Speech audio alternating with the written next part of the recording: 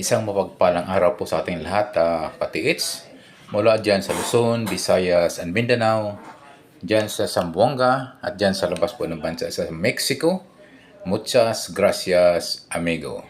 Bago pa pala ako magpatuloy po sa pagdikod, at mayroon po pinapadala po ng ating katiits na isang treasure marker. At ito'y hugis sa hugis puso, mga katiits. Ako muna ay magpapasalamat po sa aking mga subscribers at followers. Siyempre sa aking mga viewers na rin.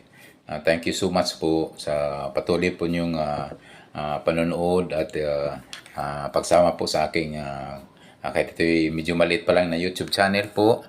Thank you so much po sa inyong pagsuporta po. Kahit medyo bago pa lamang po, sana po ako inyong matulungan para mag-grow po yung aking YouTube channel po. Ito po ang tema po ng aking YouTube channel ay regarding po sa mga treasure markers, signs, and symbols, mga katiits. So po mga katiits, and po sa mga nagtitiwala po sa akin po, sa mga katiits po natin na gustong magpadikod po ng mga treasure marker, signs and symbols, pwede naman po niyong ipadala po sa aking Facebook page, Alejandro Sanchez. Yung profile ko po doon, yung naka-seed po ako doon, naka-sunglass po. Yun ang pipiliin niyo po kasi marami pong Alejandro Sanchez po ang lumabas doon sa Facebook page po kasi hindi lang tayo, marami tayong kapangalan. So, ang pipiliin nyo po, yun po yung nakasid na Alejandro Sanchez po, yung nakasunglass po ako doon, katiits. So, at maraming salamat po sa mga inulot po sa mga subscribers, sa mga supporters, sa mga bagong subscribers at bagong supporters din at mga bagong viewers po ng aking YouTube channel. Nagpapasalamat din po ako sa aking katiits na si Mr. Rolly Adlaon Luok na ito po yung treasure hunting maker at ito yung kanyang gold locator ngayon, EBS gold locator ay available po. Tatlong klase po yung kanyang gold locator, yung meron siyang single antenna, double antenna and triple antenna. At good news po, yung kanyang triple antenna ay walo na pong naka-hits po ng katiits po natin at yung huli ay dalawang gold bar na-detect po at nakuha ng ating katiits at dyan po sa Davao de Oro. Okay po, ako na po yung magpatuloy po sa pagdikod. So isa pong napagandang treasure marker, isang hugis puso, mga katiits. At ito po ay parang nakaukit po. Isang man-made po. Ito yung nakaukit sa malapad na bato. So talagang sadya po itong i-form is shape po ng hugis puso, mga katiits. So ito ay isang legit, isang madalas po na ginagamit na marker sign, ang heart sign, itong hugis puso ng mga Japanese at hindi lang po Japanese, Korean na din at Chinese, mga katiits. So ito po ay pansin po natin yung mga katiits po natin na nakasumpong, nakakita ng mga ganitong treasure marker ay madalas po ang gumagawa nito ay Japanese at Koreano, mga katiits. So ito po ay ate pong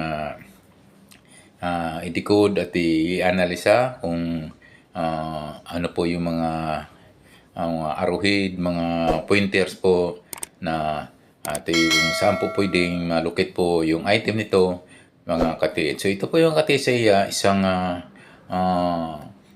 nakaukit lamang po sa bato, na malapad na bato ang hugis puso na marker nito. So ito yung napakagandang markers nito, mga katiits. Madalas po mga ganitong hugis po sa mga katiits ay isang giveaways po at pwede pong small boxes, pwede pong nasa mga jars po ang ito'y matatagban po, mga katiits. So ang isa pong napaganda po nito dahil ito po ay man-made, isang legit na isang gawa talaga ng tao at yung inuukit na pinoform ng hugis puso sa medyo malapad lang na bato ito mga katiits na madali pong ma, ma, form na po ini sipo o pwedeng gawin po ng tao. So, ito mga katiits, check nyo po mga katiits yung mga katabi nito.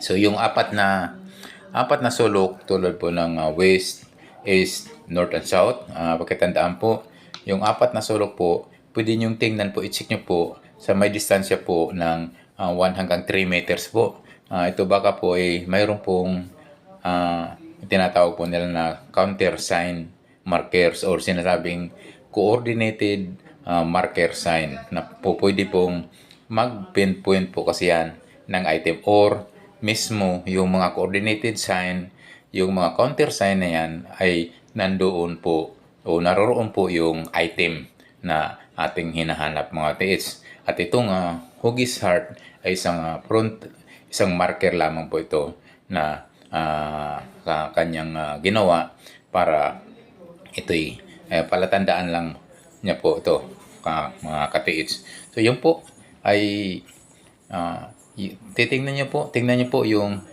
paikot nito, paligid, yung apat na kanto, north, south, east, and west katiits. At ayan po ay madalas po ginagamitan po ng isang kwadrado po na lalong-lalo na po yung bandang east ay yan ay madalas po ganyan po ay binabaon po ng mga Japanese at mahilig po sila sa east talaga po.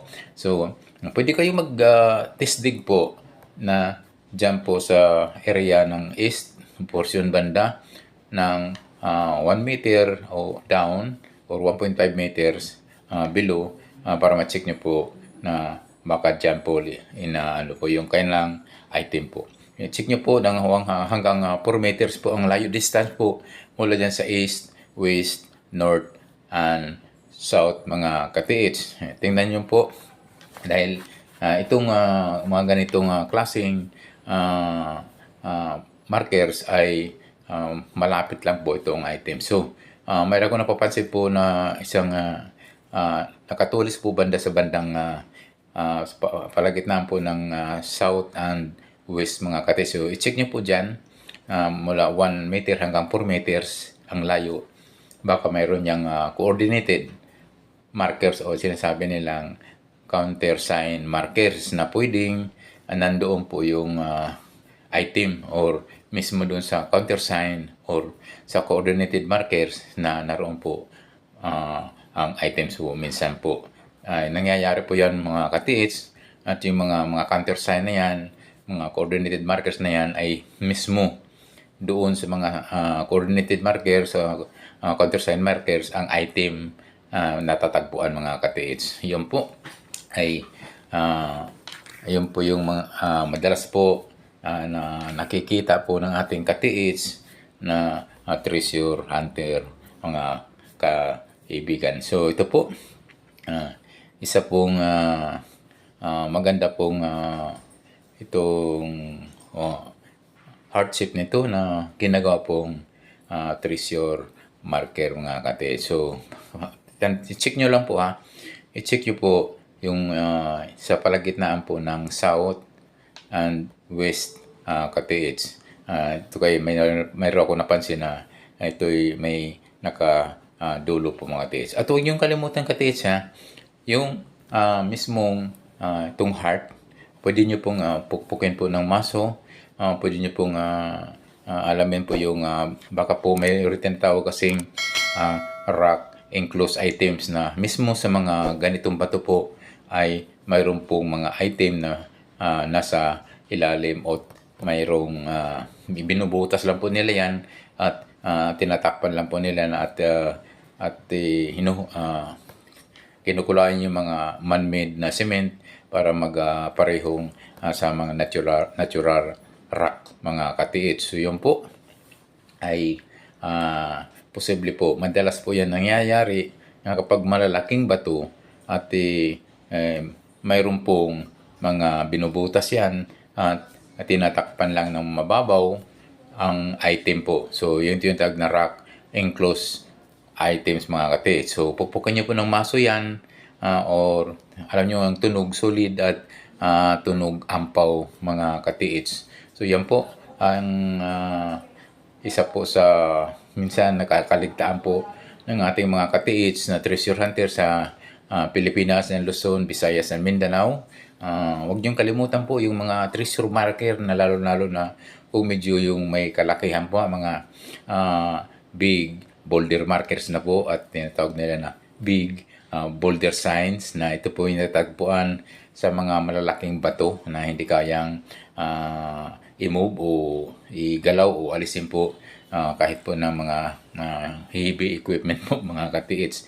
So ito yung talaga pong isang markers po na ang mga item po yung ganyan malalaki, mga big boulder markers at mga big boulder signs. Ang mga items kasi po ganyan, mayroon po medyo malayo po ang distance po niyan. Pwede pong mga 10 meters, 15 meters ang layo noon at may mga countersign marker yan at coordinated marker po. Pag mga ganyan, mga big boulder markers na po yan. So, yun po ang pagkatandaan nyo po kapag mga big boulder markers, big boulder signs, ang item po niyan ay nandoon po sa mga coordinated markers o countersign markers mga katiits. So, yun po yung pagkakaiba sa mga maliit po na treasure marker dahil pagkatandaan nyo po na ang maliliit na treasure markers ay ang item po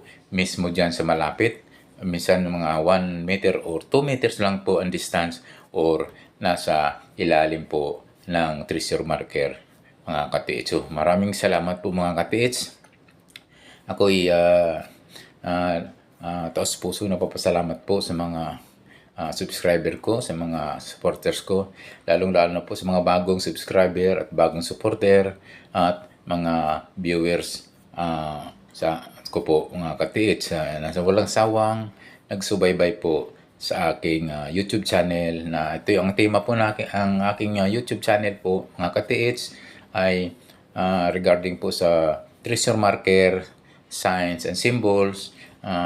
Kung gusto nyo pong magpabasa po, magpalikod o magpa-analisa, puntahan nyo po sa Facebook page Alejandro Sanchez. Pwede nyo ipadala o isend ang mga treasure markers, treasure sign, symbols and markers mga katiits. Kapag kung yung mga bago pa lang sa aking YouTube channel, please favor lang, okay lang po mga katiits. Don't forget to subscribe and also to hit the notification bell button para updated po kayo sa aking mga YouTube o video pong pinapalabas po dito.